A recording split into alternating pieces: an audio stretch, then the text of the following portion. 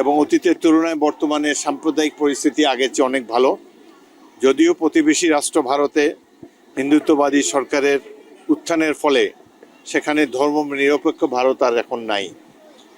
আমরা চাই বাংলাদেশ, ভারতে যাই হোক, বাংলাদেশের সাম্প্রদায়িক সম্প্রীতি যেন সবসময় বজায় থাকে।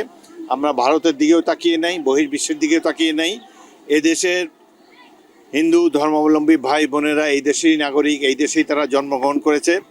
তাদের নিরাপত্তা বিধানের জন্য আমরা সবসময় সচেষ্ট থাকব। এখানে সংখ্যাগরিষ্ঠ মুসলিম ভাই বোনদেরকে আমি অনুরোধ করে গেলাম তারা যেন সবসময় হিন্দু ভাই বোনদের নিরাপত্তার ব্যাপারে এগিয়ে আসে।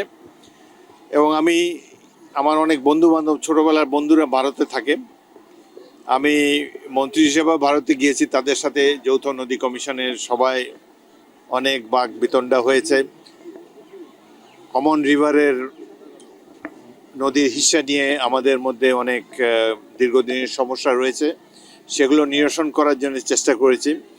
ভারতে অদ্ভুত একটা জিনিস দেখলাম পশ্চিমবঙ্গে, সেখানে পত্রিকায় বিজ্ঞাপন দেওয়া হয় পূর্ববঙ্গীয় পাত্রের জন্য পূর্ববঙ্গীয় পাত্রী চাই, আবার পশ্চিমবঙ্গীয় পাত্রীর জন্য পশ্চিমবঙ্গীয় পাত্রী চাই।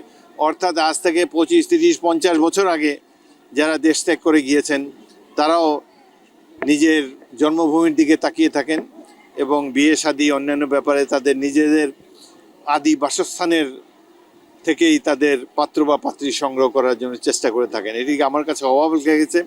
বোঝাই যাচ্ছে এই দুই দেশের দুটি আলাদা সংস্কৃতি রয়েছে।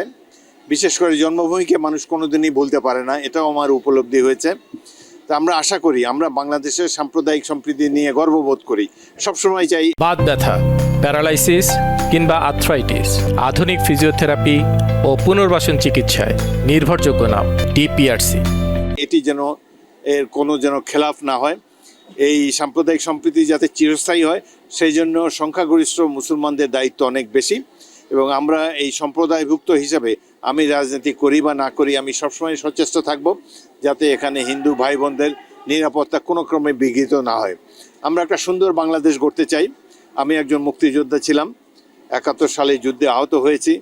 সেদিন অনেক স্বপ্ন ছিল যে একটা গণতান্ত্রিক বাংলাদেশ আমরা প্রতিষ্ঠা করতে চাই, একটি সমৃদ্ধ বাংলাদেশ দেখতে চাই।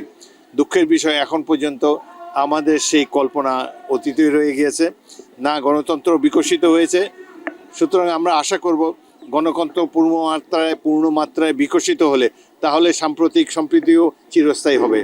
আমরা সেই গণতান্ত্রিক বাংলাদেশ দেখার জন্য প্রতীক্ষা রইলাম এবং আগামী নির্বাচনে বৈষম্যহীন একটি বাংলাদেশ গড়ার জন্য আমরা সবাই মিলে চেষ্টা করব। যখনই ইতিমধ্যে তারা আমাকে জানিয়েছে, যখনই সাম্প্রদায়িক সম্প্রীতি বিনষ্ট হওয়ার আশঙ্কা দেখা যায়, এখানে সংখ্যাগরিষ্ঠ মুসলমানদের পক্ষ থেকে আমার বিএনপি কর্মীরা এসে তাদেরকে পাহারা দেয়, তারাই আমাদেরকে জানিয়েছে। আমরা সবসময় চেষ্টা করি যে এখানে যেন মানবাধিকার লঙ্ঘিত না হয়, সামাজিক সুবিচার যেন বিনষ্ট না হয়। সেই জন্যে আমি তাদেরকে আবারও আশ্বস্ত করতে পারি আগামী দিনও কোনো ধরনের যদি কখনোই সাম্প্রতিক সম্প্রীতি বিনষ্ট হতে পায়, বাবরি মসজিদের ঘটনা, সাম্প্রতিক চালে মুস্তাফিজের ঘটনা, এসব ঘটনা আমাদেরকে আঘাত করে, কিন্তু তার মানে এই না যে আমরা ভারতকে অনুসরণ করব বা কিছু। এখানের যে মুসলমান সম্প্রদায় আছে তারা সবসময় আমাদের হিন্দু ভাইদের নিরাপত্তা বিধানের জন্য সবসময় এগিয়ে আসবে, অতীতেও এসেছে, ভবিষ্যতেও আসবে এবং আমি নিজে দায়িত্ব নিয়েছি তাদেরকে দেখাশোনা করার।